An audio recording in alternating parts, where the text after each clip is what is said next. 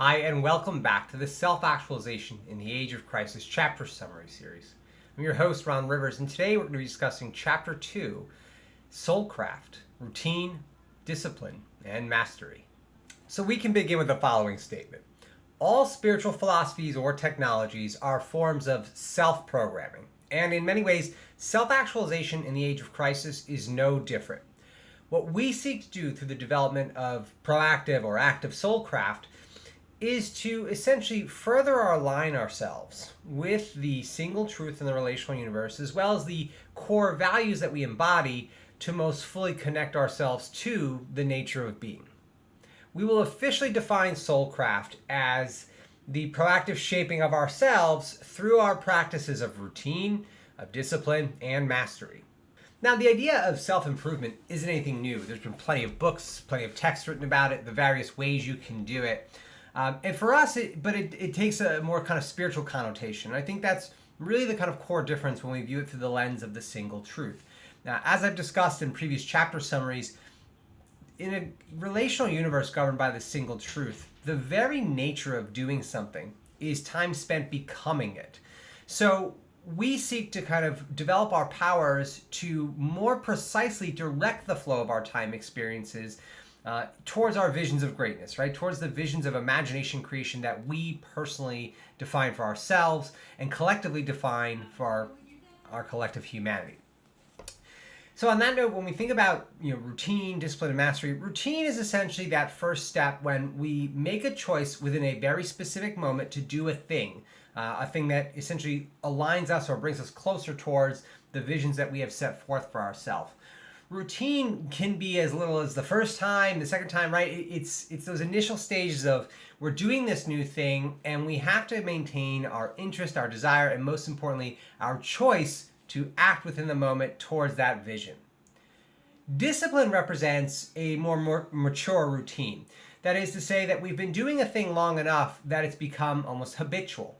And in many ways, when we enter the discipline phase, there's kind of this trade-off, right? It becomes easier to do.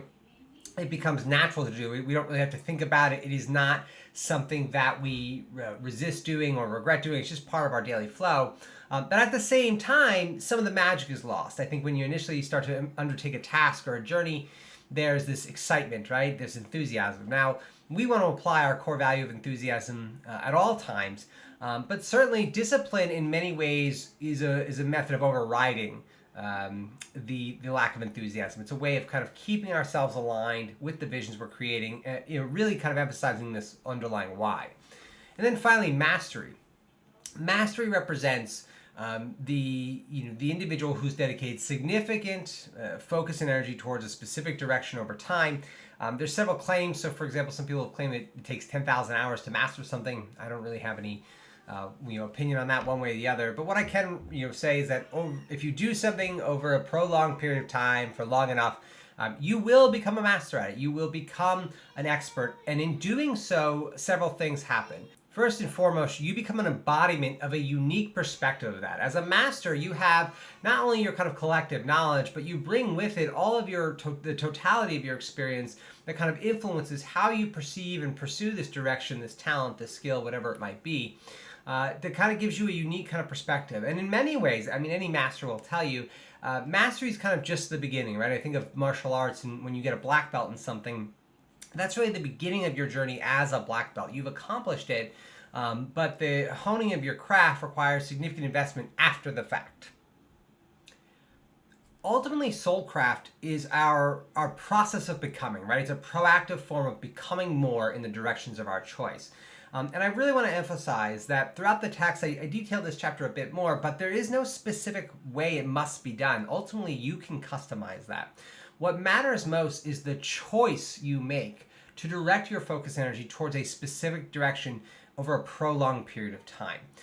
Ultimately, and I really want to emphasize this, you shouldn't prioritize developing Soulcraft in things that are purely financial based.